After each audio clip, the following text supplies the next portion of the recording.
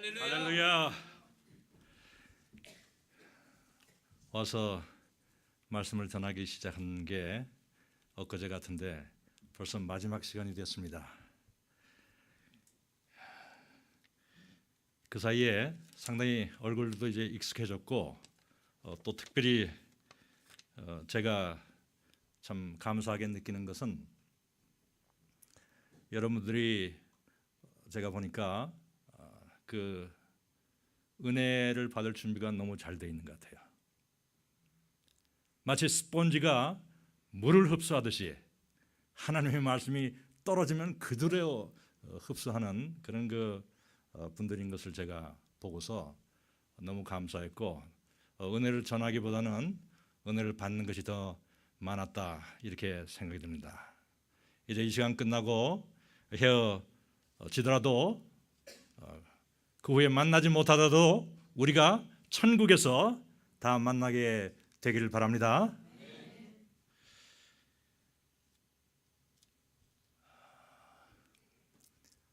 제가 한국에 있을 때 젊을 때 유행가 중에 저 푸른 초원 위에 그림 같은 집을 짓고 사랑하는 우리님과 한평생 살고 싶어. 그 다음에 어떻게 되죠? 예. 봄이면 씨앗 뿌려, 여름이면 꽃이 피네, 가을이면 풍년되어, 겨울이면 행복하네.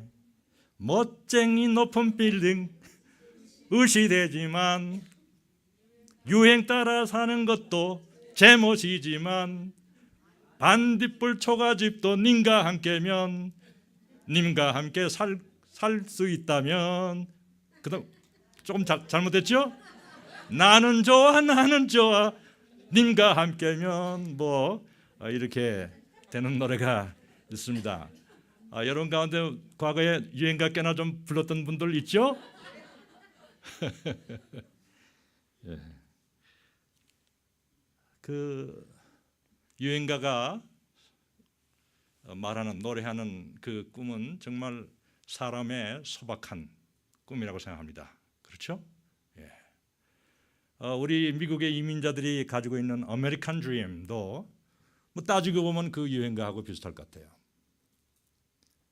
파란 잔디 위에 그림 같은 집을 짓고 가족들과 행복하게 사는 거, 그 꿈 가졌다고 누가 뭐라고 할 수가 있겠습니까?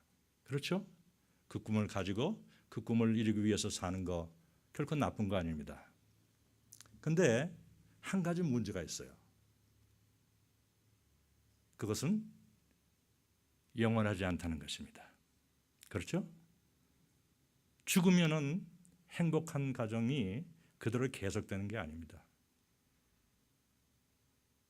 우리가 아무리 이 땅에서 잠시 행복하게 살아도 죽은 후에 사라진다면 이건 허무한 거 아니에요? 옛날 중국 당나라 시대에 쓰여진 남각이라는 소설에 나오는 이야기입니다. 어느 남쪽 시골에 사는 청년이 출세해가지고 부귀와 영화를 누리겠다는 것은 청운의 꿈을 품고 괴나리 벗짐을 어깨에 짊어지고 이제 수도인 장안으로 올라가고 있었습니다. 여행길에 피곤해서 잠시 어느 큰 밤나무 아래서 쉬고 있는데 앉아서 보니까 옆에 보니까 개미굴이 있고 개미떼가 들락날락하고 있어요. 그것들이 그냥 분주하게 다니면서 입에다가 뭘 물고서는 그냥 집으로 들어가고 있는 게 보여요. 그래서 그가 생각하기를 저것들이 저렇게 바쁘게 열심히 일하는 것이 저게 무슨 소용이 있나? 죽으면 다 끝날 텐데. 그런 생각을 했어요. 그러다 잠이 깜빡 들었습니다. 조금 있다가 이제 잠을 깨고 다시 괴나리 벗짐을 짊어지고 수도 장안으로 올라가서 수년 동안 열심히 공부했습니다. 고생을 많이 하면서 미국 이민 와가지고 우리도 처음에 고생 많이 하잖아요, 그렇죠? 예. 식당에 가서 접시 닦고 그렇게 수년 동안 고생을 해서 이제 그야말로 좀 조그만 가정을 집을 마련하고 이렇게 사는데 그 사람도 그렇게 수년 동안 불철주야 일하고 공부하고 해가지고 마침내 그렇게 바라던 과거 시험에 합격을 하고 관직에 오르게 되고 또 양갓집 교수를 만나서 결혼하게 됐습니다. 행복한 결혼 생활에 3남 3녀를 낳고 잘 키웠고 또 자기 자신도 관직에서 승진에 승진을 거듭했어요. 그런데 어느덧 나이가 60이 넘으니까 이제 관직에서 은퇴하고 애들도 다 이제 자라서 출가시켜서 내보내고 늙은 부인하고 이제 단둘이 큰 집에서 살게 됐어요. 얼마 후에 그 부인도 세상을 떠나고 그리고 또 얼마 후에 자기 자신도 이제 죽음을 바라보게 되었습니다. 그가 죽을 때가 됐다는 소식이 자식들에게 멀리 사는 자식들에게 전해지니까 멀리 사는 자식들이 다 아버지의 임종을 보려고 모였어요. 이 사람이 영어로는 데스베드라 그러죠. 그 이제 임종해야 되는 그 침대에 누워 가지고 생각을 하니까 이것이 인생인가? 그러면서 불현듯 자기가 젊을 때 청혼의 꿈을 품고 괴나리 벗짐을 메고 장안으로 올라오던 때 그 밤나무 아래서 잠깐 쉴 때에 봤던 그 개미굴과 개미떼들이 생각이 났어요.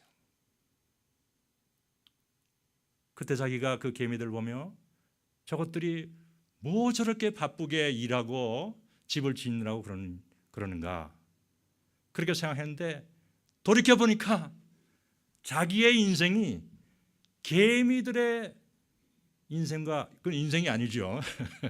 개미들의 그것과 똑같다 하는 것을 깨달았어요. 인생은 이렇게 허무한 것이구나. 그런 생각을 하고 있는데 갑자기 코앞에 개미들이 보이는 거예요. 이게 어떻게 된 일일까? 하면서 자세히 생각해 보니까 자기가 그동안에 꿈을 꿨던 거예요. 꿈 속에서 인생을 한번 다 살았던 거예요.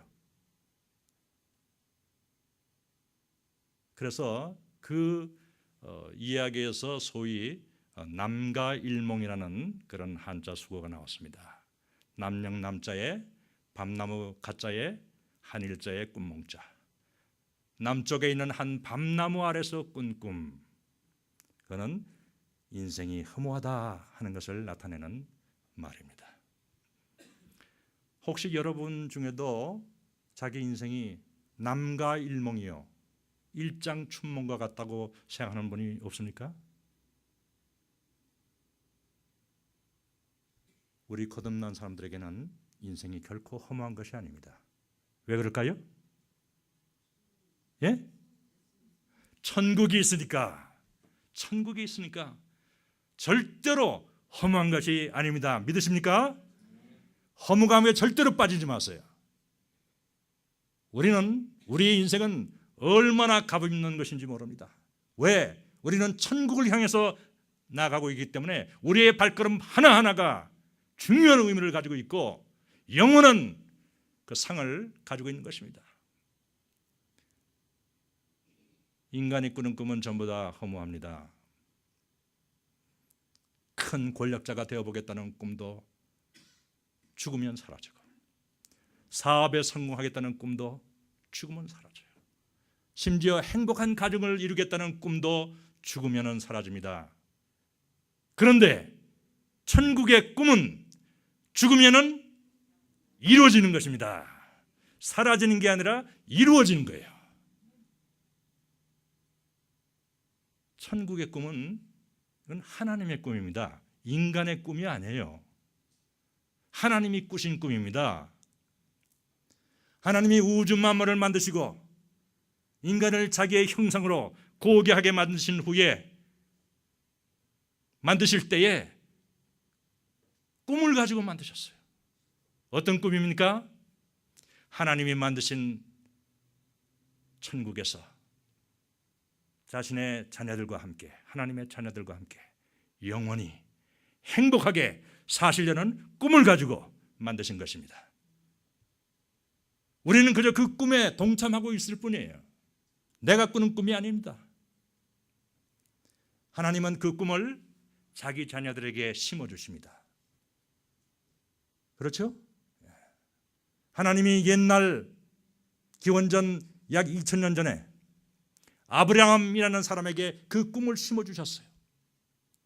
아브라함은 그 꿈을 가지고 당시 세계 최고의 문명 도시였던, 오늘날로 말하면 뉴욕이나 워싱턴 DC 같은 그런 도시에서, 갈대아 우르라는 그런 도시에서 살던 사람을 부르셨어요.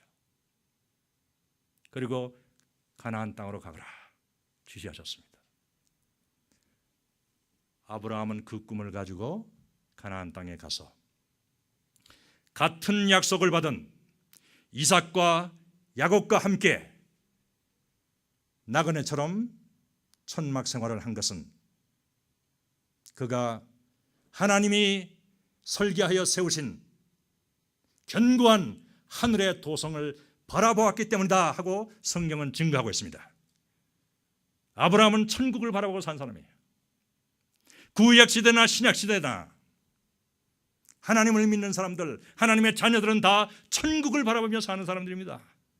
믿으십니까?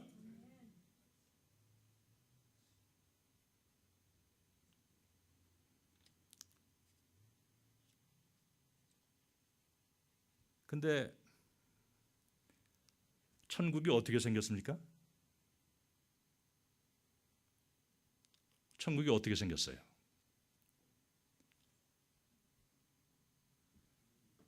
예? 하나님이 계신 곳? 예, 그건 분명하죠. 예.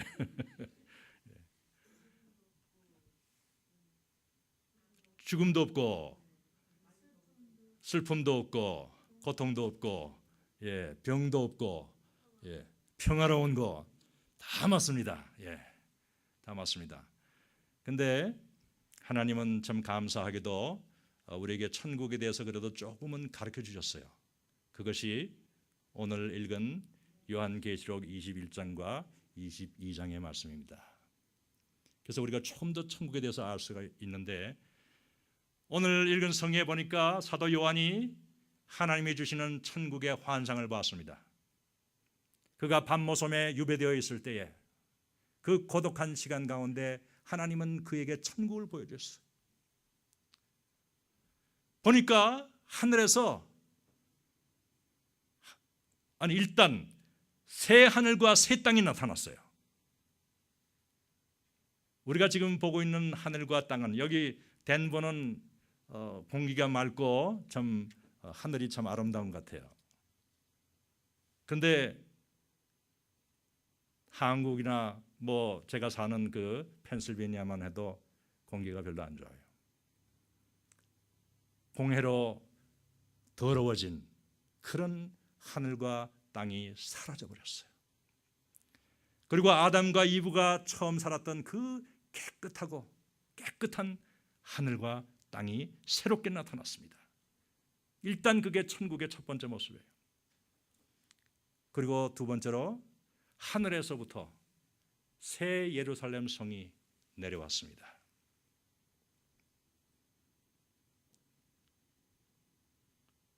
그 성에서는 하나님의 영광의 광채가 찬란하게 비치고 있었어요.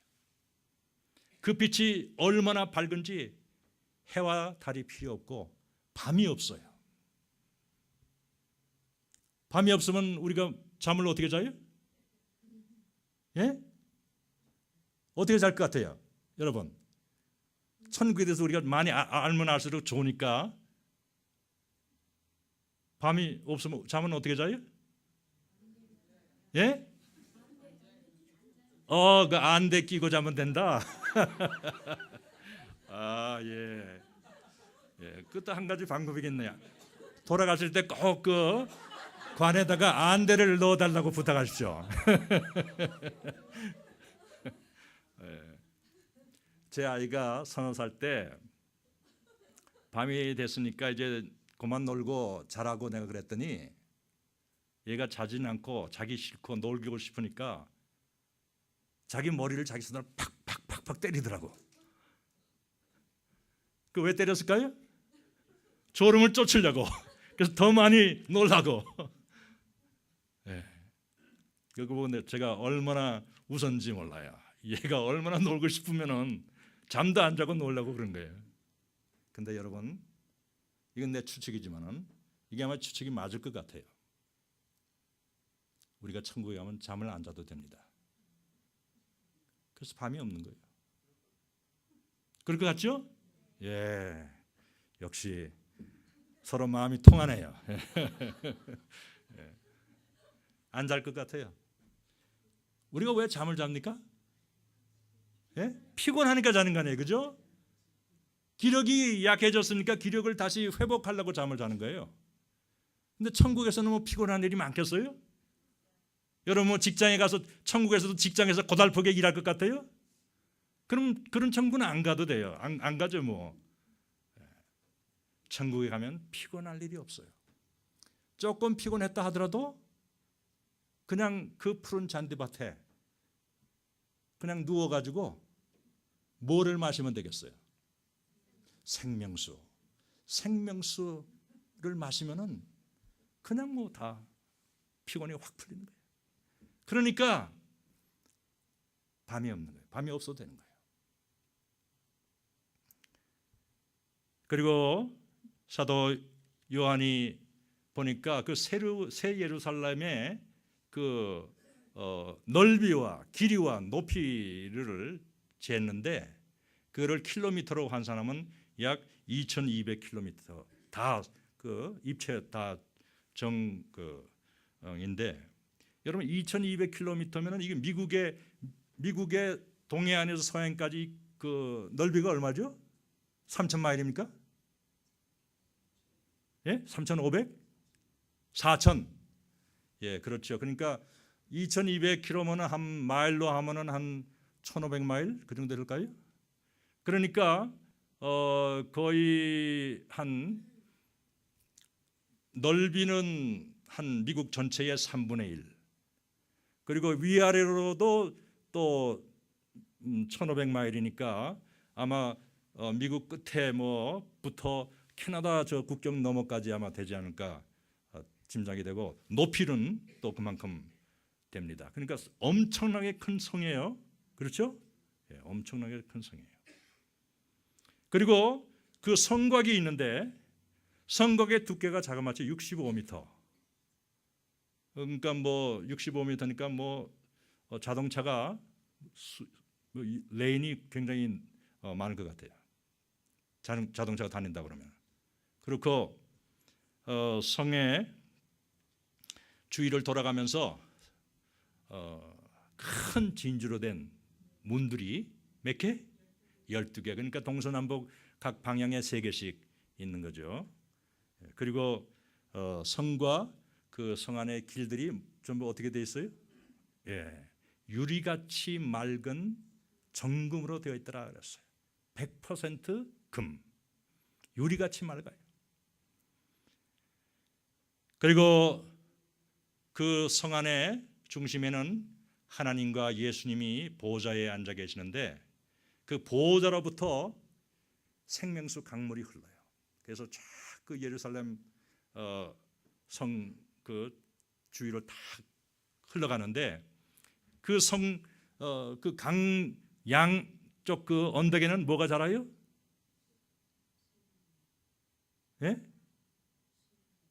뭐가 자라요? 실과가 자라죠. 그렇죠. 실과가 자라는데 무슨 실과? 생명나무들이 자라는 거예요. 생명나무들이. 생명나무가 원래 어디 있던 겁니까? 요즘 여기도 있나요? 생명나무가? 생명나무 보셨어요? 못 봤죠? 근데 과거에 어디 있었어요? 에덴 동산의 중앙에 생명나무가 있었어요. 생명나무의 열매를 따먹으면 어떻게 될까요? 계속 사는 거예요. 계속. 근데 세계를 선 성, 우리가 들어가서 살 그 성에는 그 강 양쪽에 그냥 생명나무들이 쫙 있는데 열매들이 맺히는데 1년에 한 번씩 맺힐까요? 예? 얼마나 자주 맺힐까요? 아니, 우리가 가서 따먹으면 없어지잖아요. 그러니까 없어지면 또 나야 될 거 아니에요. 얼마나 자주 날 것 같아요? 예?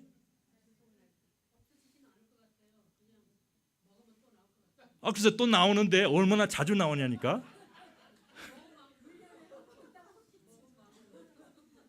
여러분들이 아직 천국에 들어갈 준비가 안 됐네. 천국에 들어가려면 잘 알아야죠. 뭘 알아야 들어가지. 1년에 12번씩 과일을 맺더라 그랬어요. 저희 집에 사과나무가 하나 있는데 제가 여기 오기 전에 사과를 땄어요.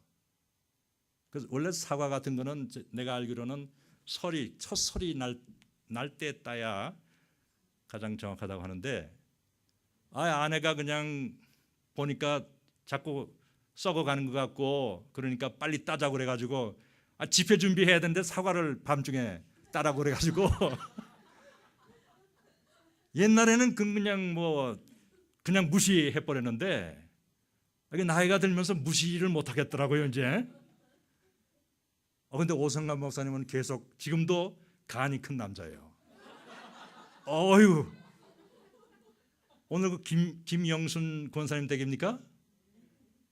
그댁에 가서 이제 식사 대접을 받고 나오는데 사모님이 목사님 보고 저기 좀 와서 보라고 우리도 좀 저런 고쳐야 될 것 같다고 저렇게. 근데 무시해 버렸더라고. 네. 언제까지 그런가 한번 보겠습니다. 네. 근데 사과나무에서 사과 몇 개 열렸겠어요? 한 나무에서. 예? 300개가 열렸어요. 300개. 저나 제 아내는 순전히 도시에서 살던 사람들이라서 그런 거 보면 너무너무 신기해요. 어떻게 그렇게 많이 열리는지. 이야. 근데 천국에서는 그 한 나무에서 몇 개가 열리겠어요? 그러면 300 곱하기 12 몇 개예요? 빨리 안 돼요? 그러면 아직 들어갈 준비 안 된 거예요. 3,600개가 열린 거예요 1년에. 그러니까 자꾸 따먹어도 계속 열리는 거예요. 그리고 그 생명나무의 잎을 가지고는 또 뭘 해요? 예? 티 끓여 먹었죠. 그렇죠. 예, 티 끓여 먹는 거 맞아요. 근데 티 끓여 먹으니까 어떻게 되더라? 예? 이런 걸 잘 알아야 거기 가서 그냥 시골 사람처럼 그렇게 되지 않고 발발이 하지. 그 잎은 만국을 치료하는 약이더라 그랬어요. 여러분 여기 살 동안에 이리 치고 저리 치고 피곤하고 이러더라도 천국에 들어가면은 생명나무의 잎을 먹고 다 치료되는 줄 믿으시기 바랍니다. 건강하게 되는 거예요. 그리고 생명나무의 열매를 따먹고 계속 살게 되는 거예요.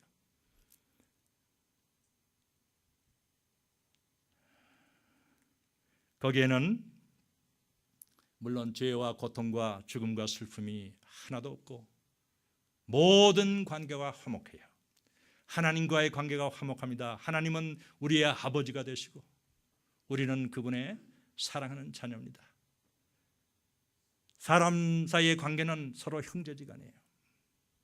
여기서는 형제지간까지도 막 싸우고 그러지만은 그런 거 없어요. 다 화목하고 너무 사랑스럽고 아름다운 사람들이에요. 거기서 사람들이 뭘 하고 살까요? 예?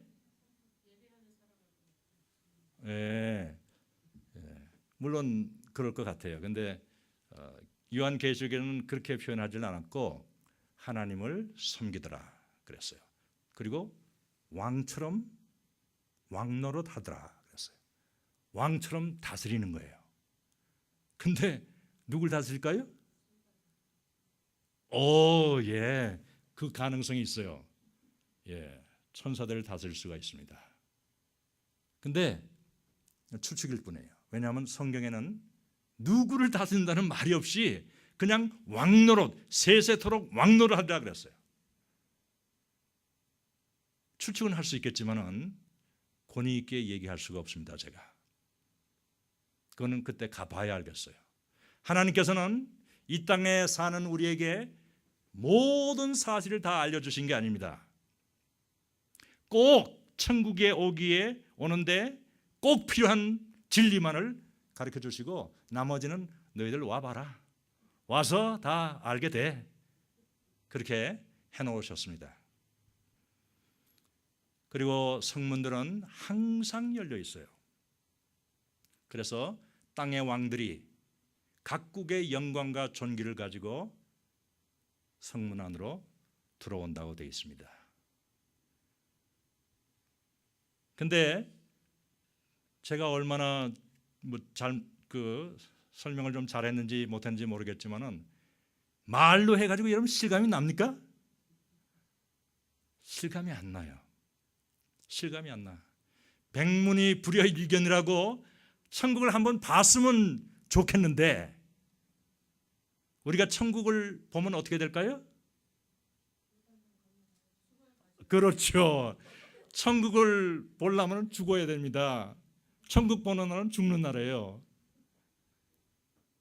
그런데 가끔 보면요, 죽었다가 천국 가까이까지 갔다가 거기에 또 100점짜리 집사님이 거기까지 또 100점이네. 그럼 한번 간증을 들어봐야 되겠네. 예. 갔다가 온 사람들이 있어요. 25년 전에 제가 이제 신학교 때 밴쿠버에서 신학교를 졸업하고 토론토에 이제 교육 목사로 청빙 받아서 와서 살 때 제가 그 한국 아주머니 집에서 새를 살았어요. 근데 그 아주머니에게는 로이라고 하는 중국인 사위가 있었는데 얼마나 부지런하고 착한 사람인지 몰라요. 자기 일 다 하고 자기 집 일 다 하고 틈틈이 장모의 집에 와가지고 풀도 깎아주고 또 고장난 거 있으면 고쳐주고, 이건 뭐 아주머니의 아들보다 더 나아요. 그래서 제가 그분한테 교회 나가시라고 권고도 하고 복음도 전했더니 이분이 나한테 자기가 죽었다가 살아난 얘기를 해줬어요. 그러니까 나는 최소한 남의 입을 건너 들은 게 아니라 본인한테 직접 들은 거예요. 근데 그가 전기 공사를 하다가 고압선에 감전이 돼서 24시간 동안 죽었었대요. 자기가 어느 순간에 병원 침대 위에서 떠나가지고 자기가 누워있는 게 저 밑에 침대 위에 누워있는 게 보이더래요. 그러니까 영혼이 떠나서 붕 뜬 거죠. 예. 그리고 아주 어둡고 긴 터널을 지나더래요. 근데 그 터널을 지났는데 그 지나서 나오니까 멀리에서 그냥 밝은 빛이 보이는데 그 빛이 얼마나 따뜻하고 평안한지 이루 말할 수가 없더래요. 그래서 자기가 여기 정말 영원히 살았으면 좋겠다, 그런 생각이 들었어요. 근데 그 빛으로 가까이 가려니까 도저히 갈 수가 없더래요. 그러다가 정신이 깨가지고 다시 살아났어요. 그래서 건강을 완전히 회복하고 다시 가족을 위해서 부지런하게 일을 하고 있는데 자기는 그때 본 그 빛을 도저히 잃을 수가 없대요.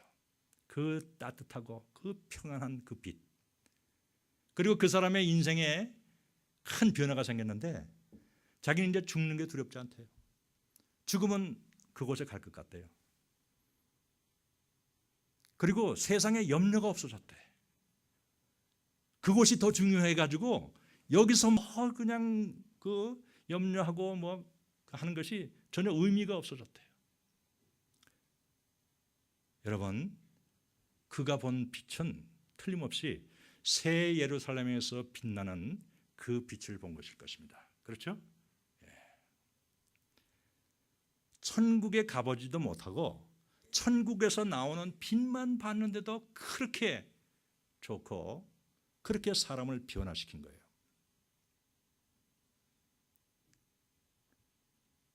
그런데 여러분,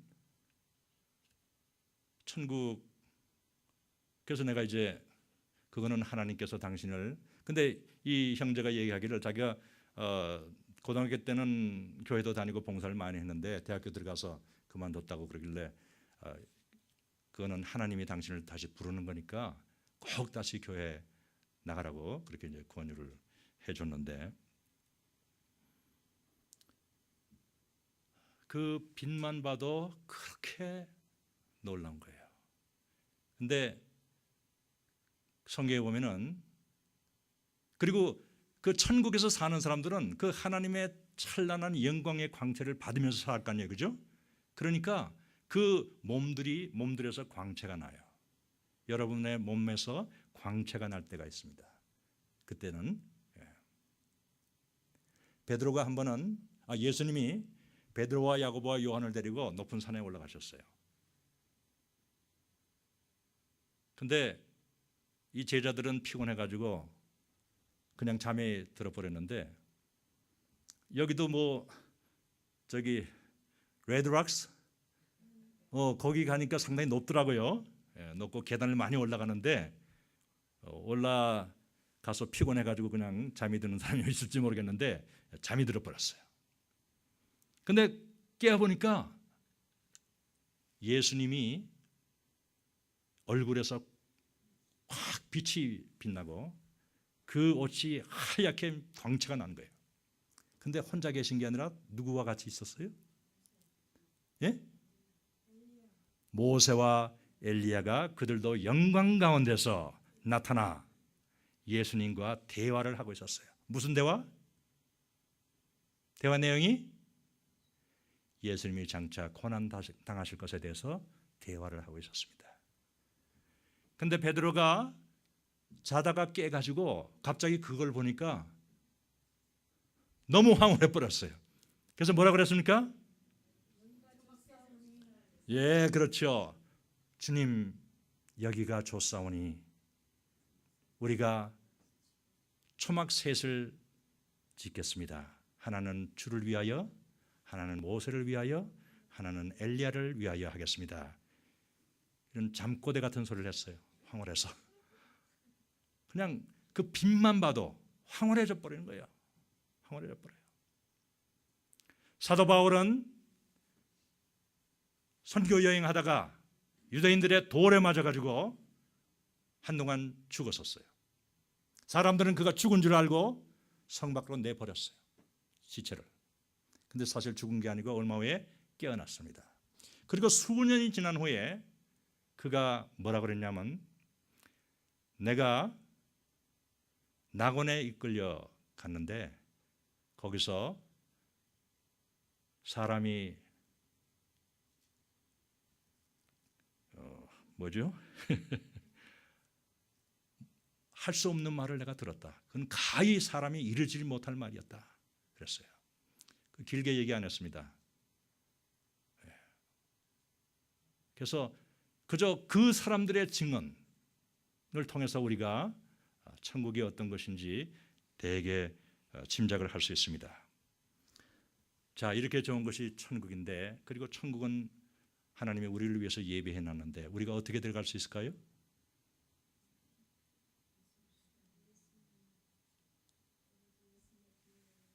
예, 예수님의 보혈로. 예, 좋습니다. 좀 더 그 자세하게 얘기하면은 예수님이 이 땅에 오셔가지고 제일 먼저 하신 메시지가 뭐예요? 그렇죠. 회개하라. 천국이 가까웠다. 이게 첫 메시지고, 첫 메시지였을 뿐만 아니라 예수님의 모든 메시지의 초점은 천국이 있었어요. 그래서 여러분, 그 유명한 산상수훈의 첫 번째 복이 뭡니까?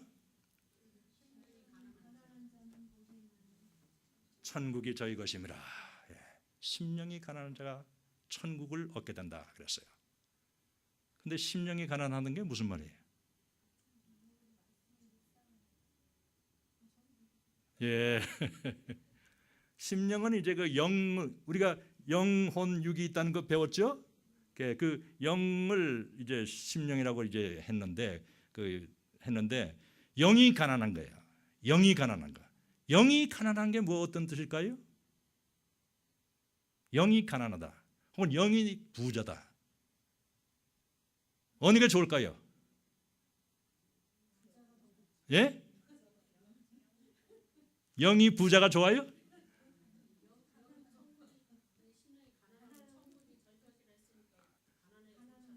그렇죠. 예, 눈치는 빠르시네요. 예, 부자라고 다 좋은 게 아니에요. 영이 부자는 그건 아주 저주받은 것입니다. 영이 가난하다는 것은 마음이 겸손하다는 거예요. 겸손한 사람이 하나님과 교통을 하게 돼요. 그렇죠? 그리고 영이 부하면은 이 말은 무슨 말이냐면 자기가 하고 싶은 게 너무 많은 거예요. 하나님은 관계가 없고 그냥 자기 할 게 너무 부자처럼 많아가지고 그렇게 되면 무슨 결과 발생할까요? 마음이 교만해져요.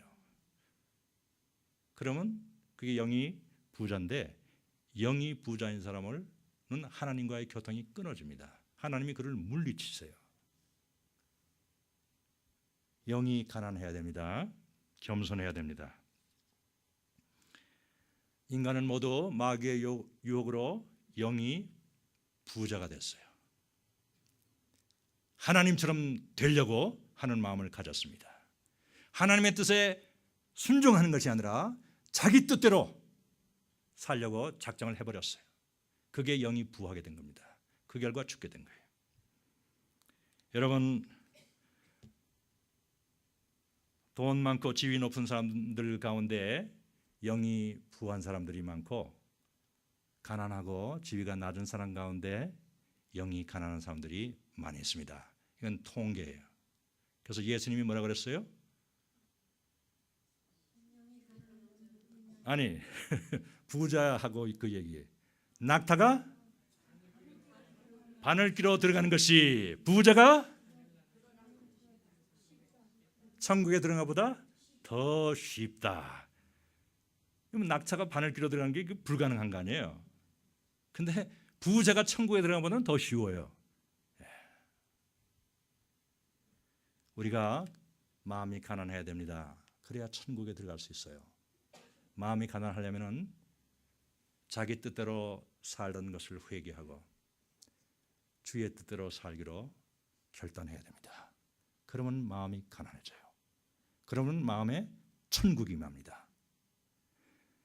심령이 가난한 자가 복이 있나니 천국이 저희 것임이라 할 때 이 천국은 우리 마음에 이루어지는 천국입니다.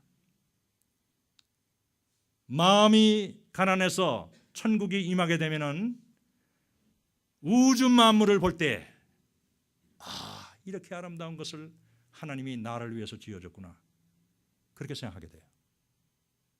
그렇게 생각하면서 돈이 없어도 지위가 낮아도 세상 모든 것을 가진 것처럼 만족하게 느끼게 되고 감사하게 되는 것입니다. 믿으십니까? 하나님이 내 아버지시라는 그 하나만 가지고도 부족함이 없어요. 그렇게 됐을 때 천국이 그 사람의 것이 된 것입니다. 여러분에게, 여러분의 마음에 천국이 임했습니까?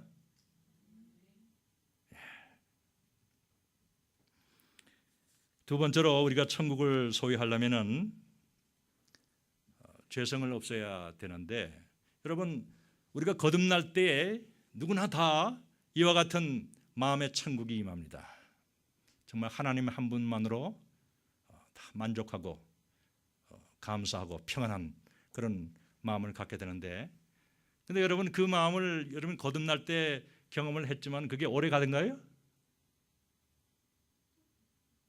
예, 오래 가지 않고 자꾸 깨어져요. 예, 깨어집니다.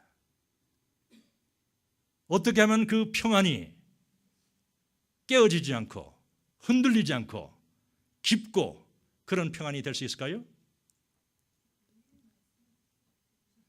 예, 죄성을 물리쳐야 됩니다. 죄성을. 우리 속에는 죄성이 있어요. 욕심과 교만이라는 죄성이 있는데 그것을 우리가 물리쳐야 그 평안이 깊어지고 흔들리지 않게 되는 것입니다. 그래서 이 죄성을 뿌리 뽑는 싸움을 해야 돼요. 사도 바울이 말씀하기를, 사랑하는 자들아, 이 천국의 약속을 가진 우리가 하나님을 두려워하는 가운데서 거룩함을 온전하게 이루어 육과 영의 온갖 더러운 것에서 자신을 깨끗하게 하자 그랬어요. 우리의 죄성을 다 깨끗하게 뿌리 뽑아야 천국에 들어갈 수 있습니다. 여러분, 우리가 예수 믿고 처음 거듭났을 때 이 마음의 천국을 경험하는데 자주 이 평안을 잃어버리고 다시 분노하고 미워하고 싸우고 다투고 그럽니다. 왜 그러냐 하면은 우리가 거듭난다고 하는 이 사실은 어떤 나라를 쳐들어가서 그 왕을 죽인 것과 마찬가지예요. 과거에 우리 역사에도 신라가 삼국을 통일할 때 백제를 쳐들어가서 의자왕을 체포하잖아요. 그리고 그 백제의 수도 부여였습니까? 삽이 점령해버렸어요. 당나라의 군대와 함께. 그랬지만은 그 백제의 백성들 가운데는 계속 반란을 일으키고 항복하지 않고 그런 사람들이 많았습니다. 그래서 그 사람들을 다 말하자면 굴복시킬 때까지 꽤 몇십 년이 걸려요. 그와 마찬가지로 우리가 거듭날 때에 내 안에서 나의 왕이 되어 있던 이 타락한 내가 왕에서 물러난 거예요. 예수님 앞에 항복하고 이제 왕을 물러나고 새로 태어난 내가 다시 왕이 됐습니다. 근데 내 몸의 지체들은 과거에 나와 함께 타락한 생활을 즐기던 자들이에요. 그렇죠? 그 자들이 새 왕이 들어섰는데도 굴복하지 않고 반란을 일으킨 거예요. 그래서 과거에 술 마시던 사람들은 내 지체들이 빨리 술을 들여보내라 막 요구합니다. 또 과거에 야동을 보던 사람들은 빨리 야동 좀 보자. 그리고 비싼 옷을 사 입자. 비싼 차를 사자. 수입은 얼마 안 되는데 그렇게 막 요구합니다. 우리가 새로운 나는 이제 욕심과 교만을 버리고 예수님의 뜻대로 살려고 하는데 이 내 지체들이, 몸의 지체들이 자꾸 반란을 일으키고 복종하지 않는 거예요. 근데 거기에 그것들의 요구를 들어주면 어떻게 될까요?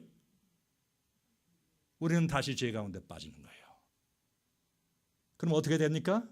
그것들을, 내 몸의 지체들을, 그 반동분자들을 죽여야 돼요. 죽여야 되는 거예요. 그래야 내 죄성이 사라지고 내 안에 있는 평안이, 마음의 천국이 흔들리지 않게 되는 것입니다. 그래서 이 죄성을 죽이고 깨끗하게 되는 것이 거룩함입니다. 거룩함이에요. 이 거룩함은 천국에 들어가는 필수 조건이에요. 너희가 거룩하지 않으면 주의 얼굴을 보지 못하리라 그랬어요. 근데 깨끗한 거하고 거룩함은 약간 차이가 있습니다. 깨끗한 거, 거룩한 거 거의 비슷한데 약간 차이가 있어요. 어떤 차이가 있을까요? 깨끗한 사람은 죄를 지울 수가 있어요. 아담은 본래 깨끗한 사람이었습니다. 그렇죠? 하나님이 처음 만드실 때는 깨끗한 사람이었어요. 그래서 하나님과 언제든지 교통할 수 있는 사람이었어요. 근데 마귀의 유혹을 받고서 죄를 지었습니다. 그리고 타락하고 고통 가운데, 죽음 가운데 빠졌어요.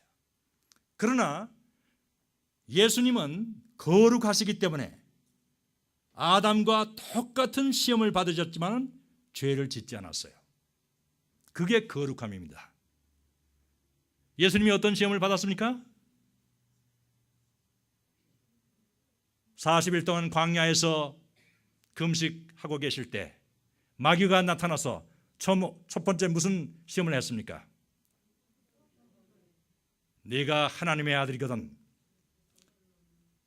이 돌들로 떡이 되게 하라 그랬어요. 그것은 아담이 받았던 시험 3개 중에 어떤 거였습니까? 아담이 선악과를 봤을 때 3가지 유혹을 받았어요.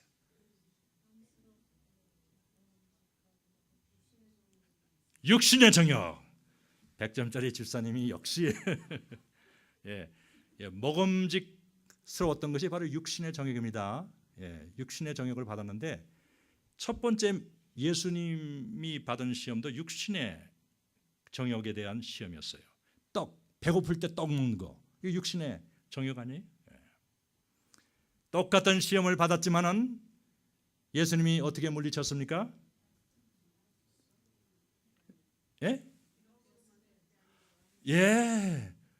장명화 집사님이죠?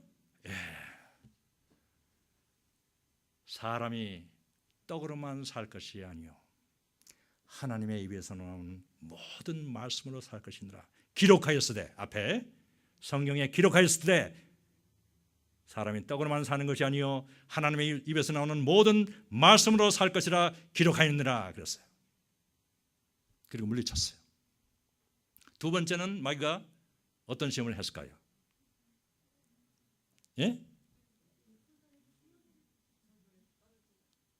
그렇죠. 성전 꼭대기에 데리고 올라가서 네가 하나님의 아들이거든 여기서 뛰어내려라.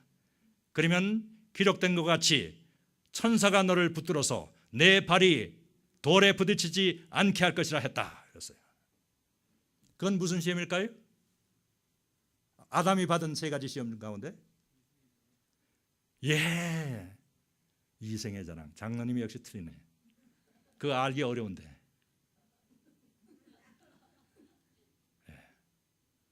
그거는 뭘 시험한 거냐 하면 성전 높은 곳에서 그 떨어지는 거, 그걸 뭐라 그러죠? 영어로는 그 어려운 일 하는 거, 위험한 일 하는 거 스턴트라 그러잖아요. 스턴트. 그런 걸 하면 사람들이 어떻게 해요? 막 박수치고 잘한다고 칭찬하고 그러잖아요. 사람들의 칭찬과 존경을 받으려는 그런 욕심, 그게 바로 이생의 자랑이에요. 이생의 자랑을 가지고 예수님을 시험했습니다.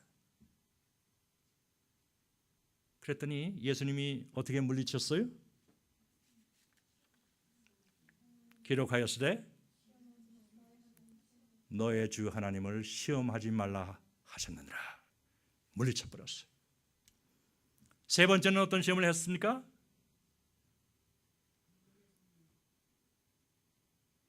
글쎄, 그런데 마귀가 실제로 조금 졸리신 모양인데 우리 100점 집사님이 아니 마귀가 실제로 어떤 말로 시험을 했느냐고요.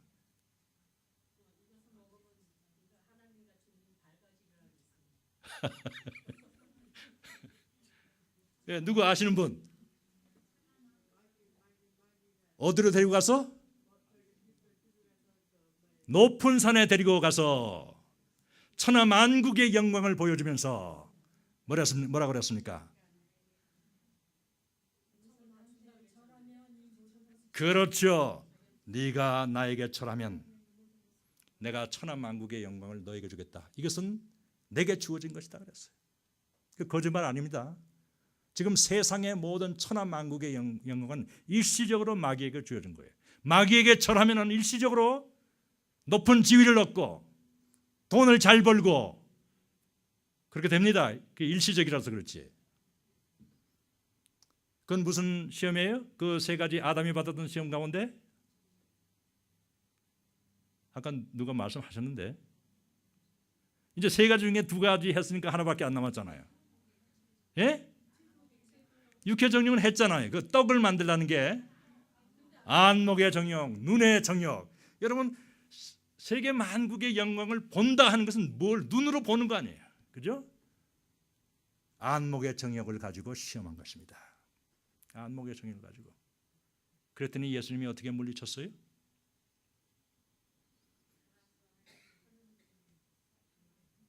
예? 그건 나중에 했어요. 이번에 50점밖에 안 되는데 100점짜리가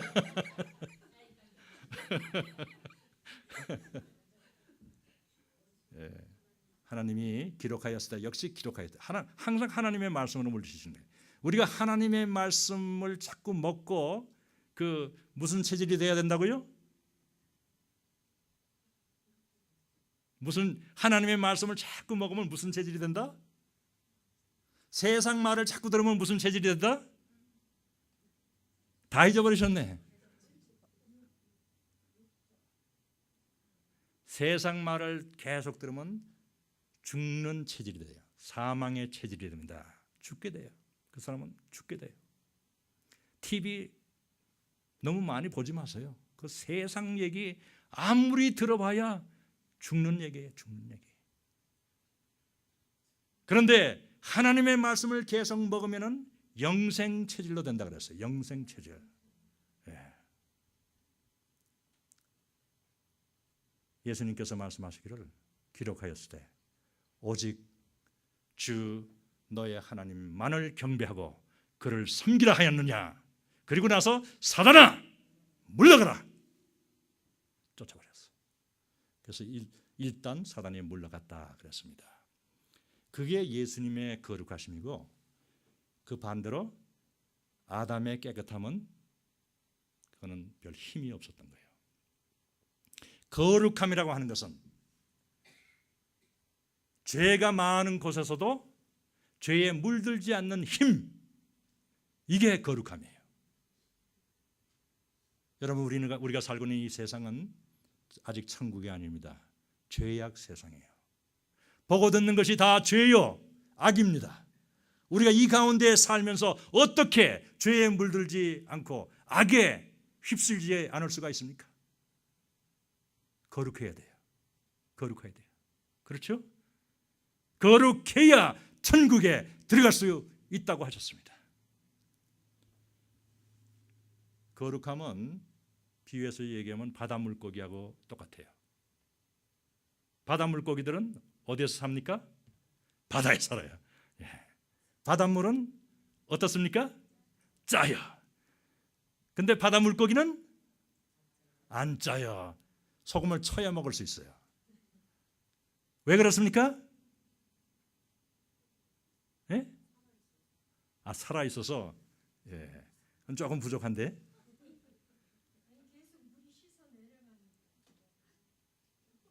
물이 계속 씻어내니까. 예? 누가 얘기하려고 그랬네? 체질 때문에 영생 체질 얘기하는가 계속 체질로 나왔어. 바다 물고기는요, 자기 주변에 짠 물이 자기 몸에 들어오지 않도록 막을 수 있는 능력이 있어요. 그 능력 때문에 자기 자신은 짜지 않아요. 아무리 짠 바다 속에 들어 평생 살았어도 자기는 짜지 않아요. 우리가 그 바다 물고기처럼 되어야 됩니다. 죄악 세상 가운데 호흡하며 살지만은 죄악에 물들지 않아야 돼요. 그게 거룩합니다. 우리는 나쁜 친구를 사귀면 나쁜 영향을 받아요. 그러나 예수님은 세리와 창녀들과 죄인들과 가까이 하셨지만은 전혀 물들지 않으셨어요. 그게 거룩함입니다. 우리가 그 거룩한 능력을 가져야 돼요. 능력을. 그 다음에도 우리가 천국에 들어가려면은 의롭게 살아야 됩니다.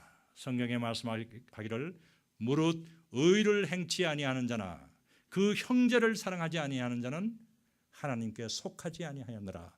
여러분, 하나님께 속하지 않았으면 천국에 갈 수 있어요, 없어요? 그건 못 가는 거죠. 하나님께 속해야 갈 수 있으니까. 의는 하나님과의 관계가 올바르고 인간관계가 올바른 것이 바로 그게 의입니다. 여러분, 십계명이 그 의를 가르치고 있는 거예요.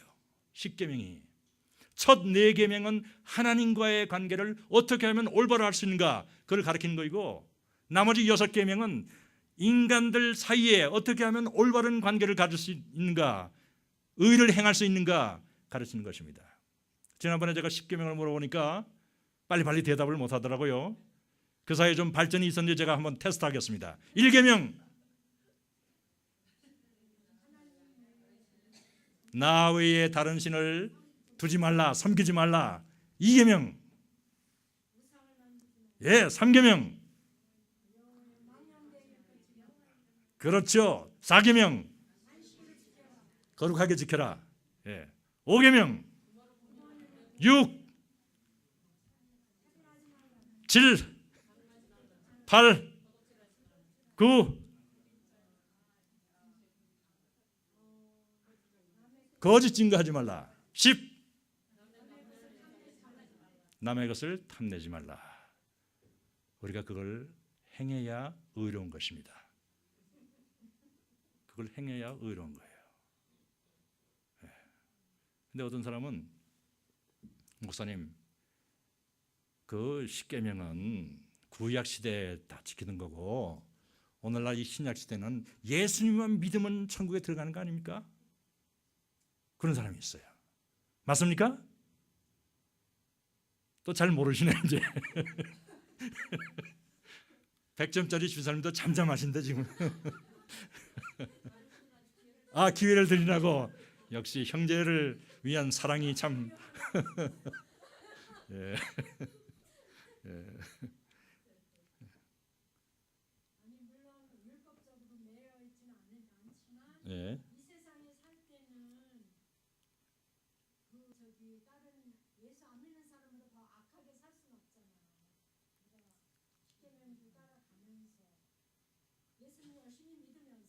예.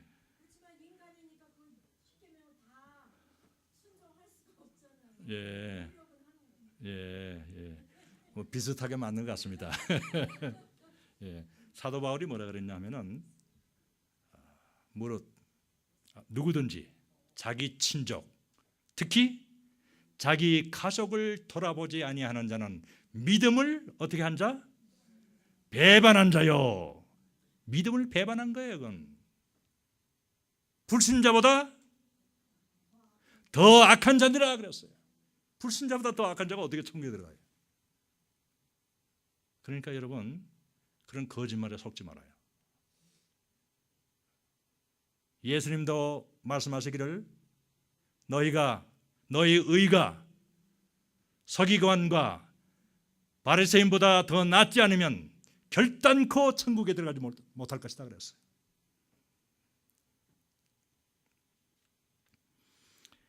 여러분, 그래서 우리가 의를 행하는 것이 중요한데 세상에 의가 풍부하면은 우리가 의를 행하기가 참 쉽습니다. 다른 사람들이 다 하니까 따라하면 되는 거예요. 그렇죠? 근데 세상에 불의할 때는 의를 행하기가 굉장히 어려워요. 의를 행하면 핍박을 받습니다. 핍박해요. 여러분 지금 의를 행하다가 핍박받은 경우가 있습니까? 미국은 아직 그렇지는 않은데 조선시대 말에 천주교인들이 하나님 믿었다고 얼마나 많은 핍박을 받고 죽임을 당했는지 모릅니다. 수천 명이 목을 잘렸어요. 참수형을 당했어요. 그 참수 당한 그 현장을 공원으로 만들었는데 그 공원 이름이 뭔지 아세요? 절두산 공원. 머리를 자른 공원. 여기 천주교에 지금 성지로 되어 있죠. 한강유역에 있습니다. 개신교인들은 일제시대에 신사참배를 반대하다가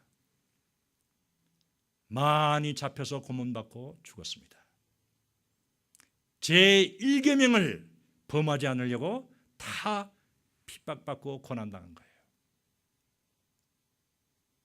그분들은 다 천국에 가서 지금 평안히 주님과 함께 쉬고 계십니다.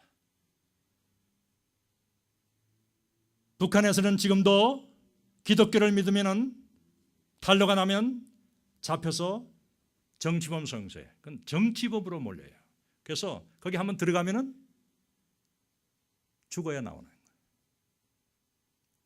이 미국도 점점 타락하고 있습니다. 그래서 목사가, 우리 오성관 목사님이 이제 하루 설교를 하면서 동성연애는 죄입니다 설교했다가는 무슨 죄로 잡혀갈까요? 무슨 죄? hate crime, 혐오 죄로, 혐오죄. 그 동성연애자들, 그 소수의 사람들을 혐오했다는 거예요. 잡혀갈 때가 올지도 모릅니다. 앞으로.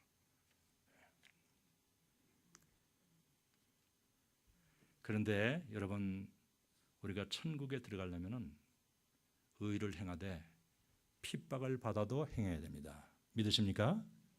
예수님 말씀하시기를 의를 위하여 핍박을 받은 자는 복이 있나니 어떻게 된다고요? 천국이 저희 것임이라 그랬어요. 천국이 저희 것임이라. 근데 여러분 좀 이상하지 않아요? 지금 산상수훈에서 예수님이 제1복도 천국이 저희 것임이라 그랬고 8복도 지금 천국이 저희 것임이라 그랬어요. 무슨 차이가 있어요? 첫 번째 복은 심령이 가난한 자는 복이 있느니 천국이 저희 것임이라 그랬고, 제 마지막 복 8복은 의를 위하여 핍박을 받으면 복이 있나니 천국이 저희 것임이라 그랬어요. 무슨 차이가 있을까요?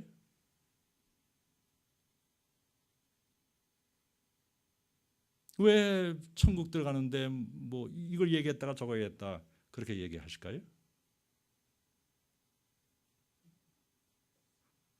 아까 여러분은 굉장히 빨리 잊어버리는 그런 선수님 같아요. 아니 제가 오늘 설교 지금 하는 거를 벌써 잊어버렸으니까. 거기도 원 마일 하이가 적용되는 겁니까?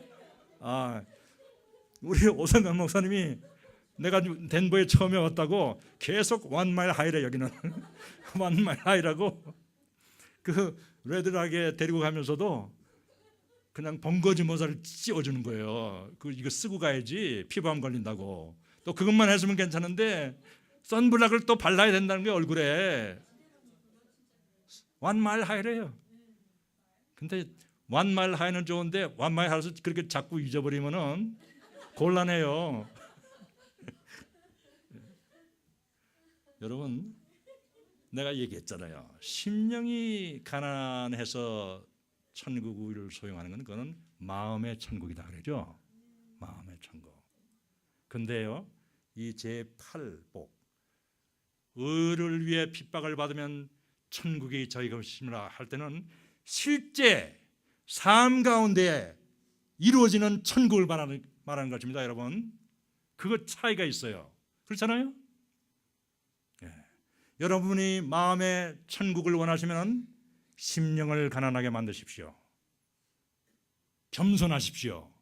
마음의 천국이 이루어져요. 그런데 여러분의 가정에 천국이 이루어지기를 바라시면 어떻게 해야 될까요? 부부 사이에 의를 행해야 돼요. 부부 사이에. 부부 사이의 의가 뭘까요? 예?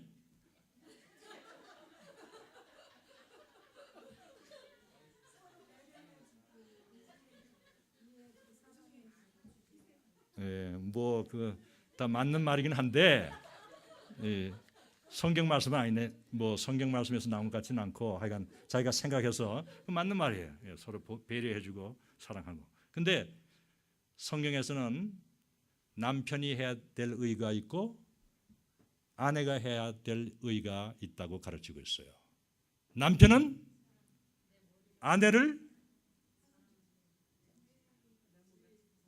자기 몸같이 사랑하라. 이게 남편의 의고, 아내는 남편에게 순종하기를 죽게 하듯 하라.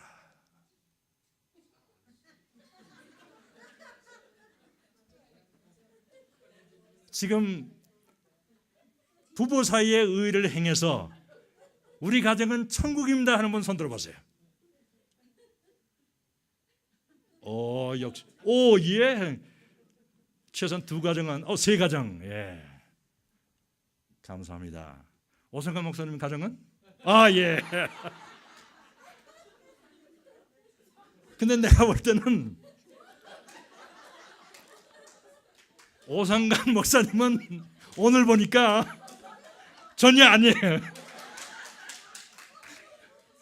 사모님은 남편에게 순종하기를 정말 죽게 하다 한지 모르겠는데 저분은 전혀 아니더라고. 아직도 간이 큰 남자예요. 예. 직장이 천국같이 되려면은 사장과 고용주와 종업원 사이, 직원 사이에 어떤 의를 행해야 될까요? 예? 여러분 직장 생활 하는 분들 있잖아요.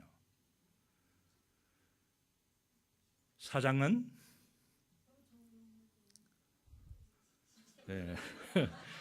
일반적인 상식으로 지금 떼우려고 그러는데 성경에서 나와야 돼요. 성경에서 기록하였으되 이렇게 나와야 돼요. 예. 그거는 꼭 직장이 아니고 그건 뭐 모든 사람, 모든 인간관계에서 해당되는 거. 직장에서 누가?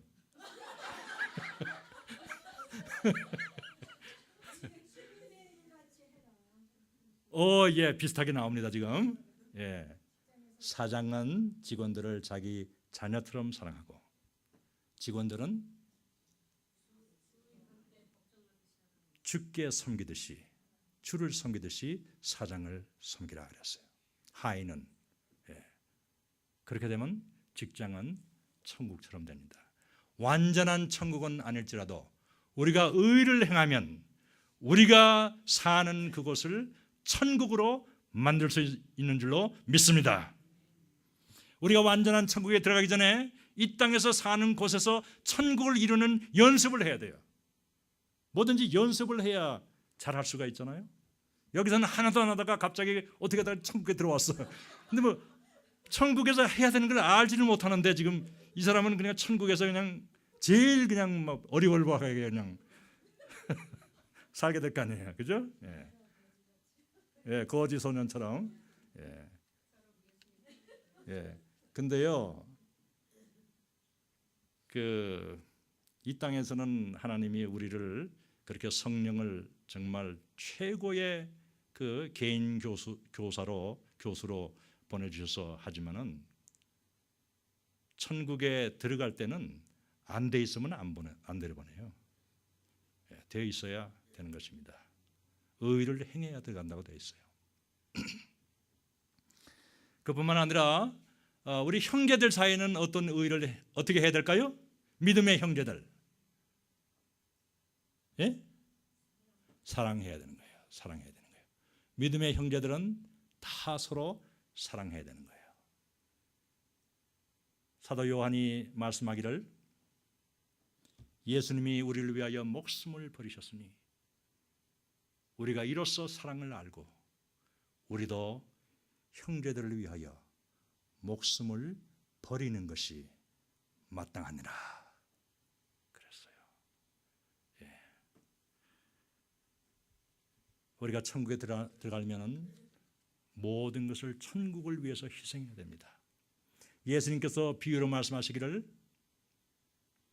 어떤 사람이 천국은 마치 밭에 감추인 보화와 같으니 사람이 그것을 발견한 후에 숨겨두고 돌아가서 기뻐하며 돌아가서 어떻게 했습니까?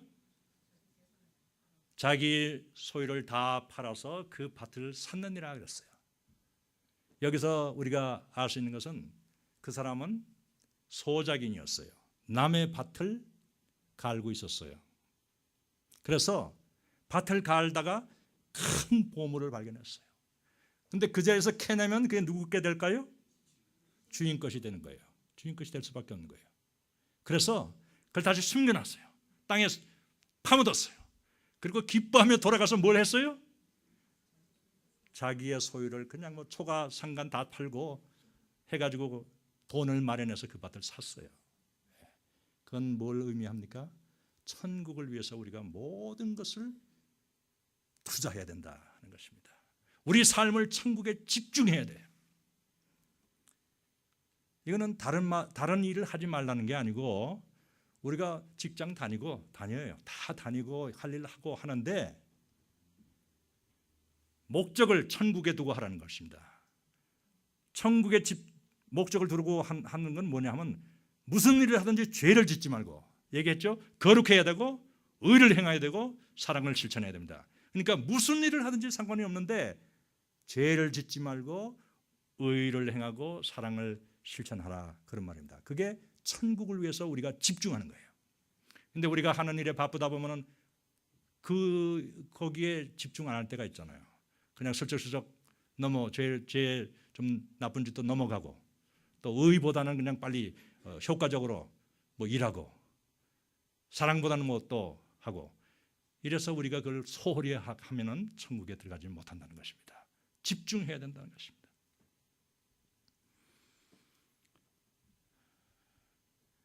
그런데 이쯤 얘기하면 이제 여러분 가운데 틀렸다. 나는 못 들어가겠구나. 예, 우리 백점 집사님까지 한숨을 하는 거 보니까 딴 사람들은 굉장히 어렵다 하는 그런 표정들을 지금 보이고 있어요. 근데 얘기했죠? 예, 걱정할 필요가 없어요. 뭐만 하면 된다? 예?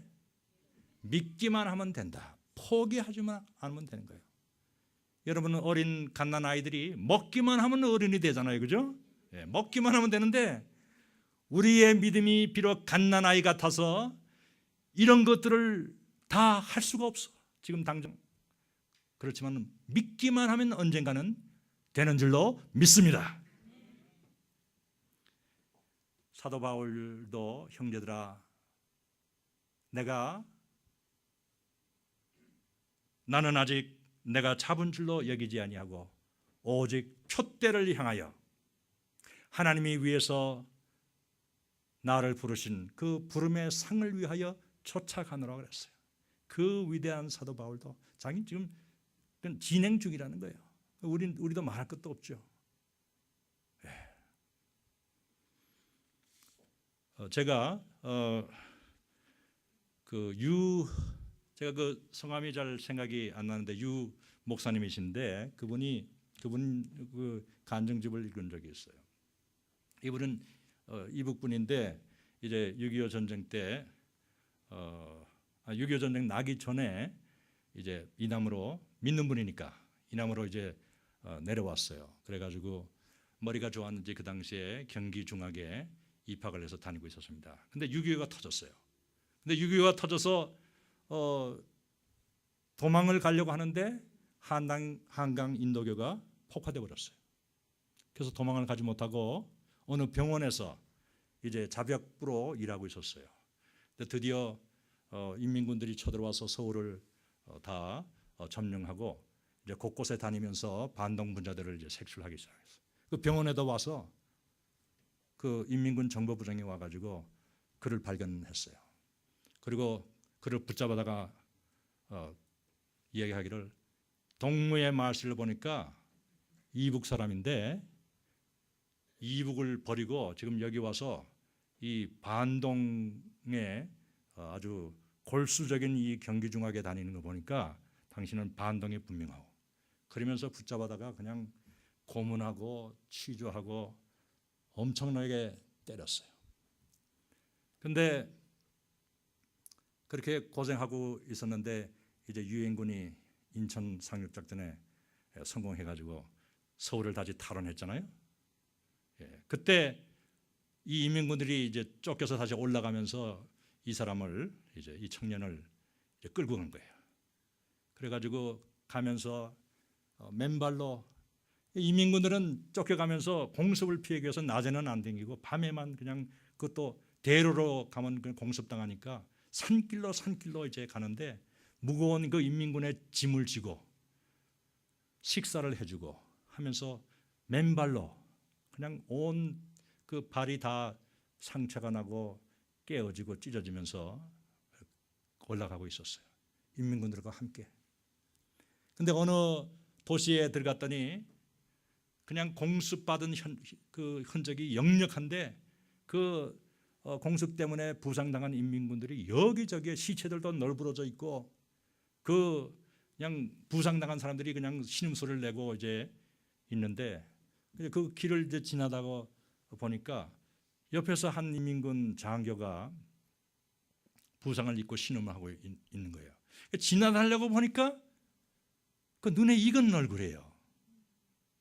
그래서 보니까 가까이 가서 보니까 자기를 그렇게 고문하고 취조하고 악하게 대했던 그 인민군 정보부장이었습니다.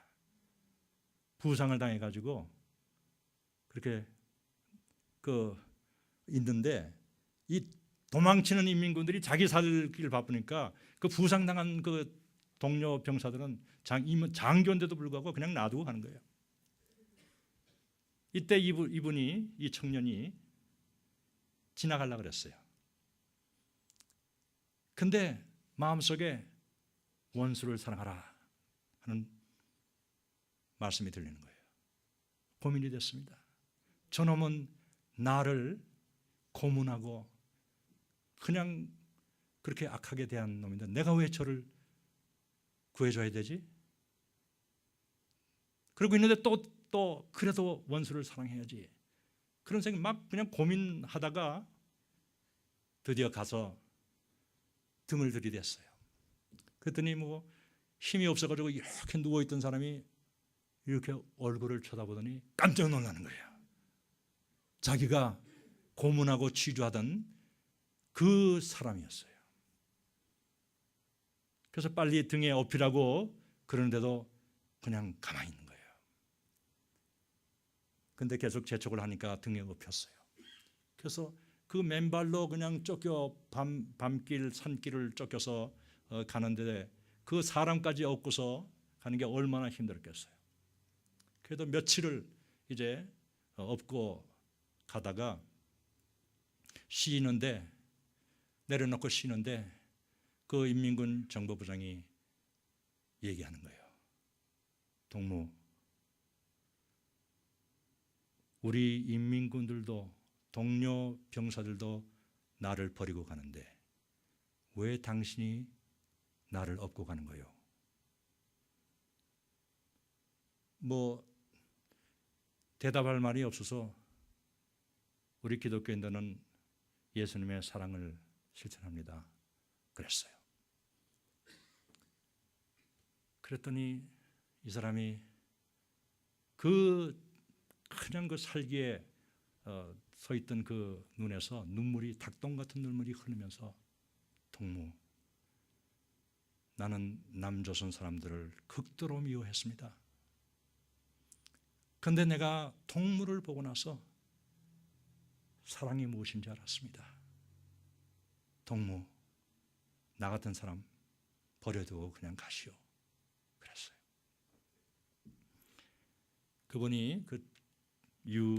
그분이 아닙니다. 당신은 젊고 똑똑한 분입니다. 살아서 한몫을 해야지요. 그러면서 다시 업고 또 갔어요.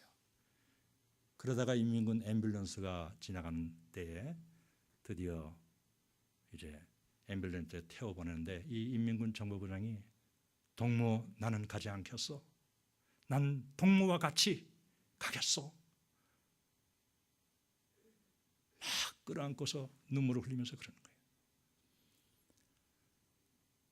그래서 태워서 앰뷸런스 보내고 이제 이분은 끌려서 가다가 밤중에 탈출해가지고 이제 일단 남한으로 다시 내려왔다가 캐나다에 와서 거기서 이제 목회를 하는 목사님이 됐다는 그런 그 간증집을 본 적이 있습니다. 그 공산주의의 지독한 공산주의의 그 미움에 사무쳐 있던 사람이 깨어진 것은 그 청년의 사랑 때문이었습니다. 우리가 정말 그와 같이 사랑을 행할 때에 이 작은 한 부분이라도 천국으로 변화시킬 수가 있고 또 우리가 마지막 때에 천국을 소유하게 될 줄로 믿습니다. 우리 다 같이 눈을 감고 우리 자신을 한번 돌아보십시다. 우리는 하나님이 부르신 천국의 상을 위해 달려가고 있습니까? 세상의 것에 눈에 팔려서 천국이 희미하게 보이지 않습니까? 달리기 선수에게 결승선이 희미하게 보인다면 어떻게 상을 얻을 수 있겠습니까? 세상의 모든 것은 사라집니다. 돈도 지위도 명예도 행복한 가정도 사라집니다. 오직 남는 것은 천국뿐입니다. 천국은 하나님을 아버지로 모신 대가족이에요.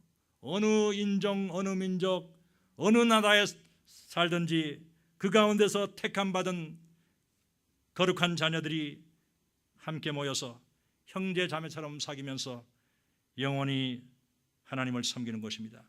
거기는 죄와 고통과 죽음과 슬픔이 없고 오직 의와 평화와 생명과 기쁨만이 있습니다. 어둠은 찾아볼 수가 없고 오직 하나님의 영광의 광채만 찬란하게 비칩니다.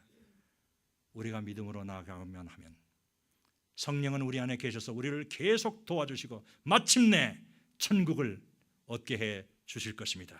우리 모두 천국의 영광에 참여할 수 있도록 기도하십시다. 다 같이 통성으로 기도하겠습니다.